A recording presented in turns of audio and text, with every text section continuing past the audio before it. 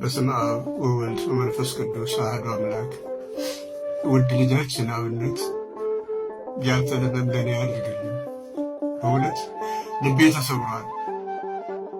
ሰው ለሰው ጨለማ በሆነበት ዘመን ሰዎች ቆሸሹ ሳትል፣ ሰዎች ታመዋል ሳትል፣ ሳትጸየፍ መድኃኒታችን ኢየሱስ ክርስቶስን ለብሰህ እሱን አምነህ እሱ በሽተኞችን ሲፈውሳቸው እንደነበረው ሁሉ ሳይጸየፍ አንተም እያበላቸው እያጠጣቸው ከነሱ ጋር ነው። መከራቸው ስትጋራ ባይናዮች ነበር።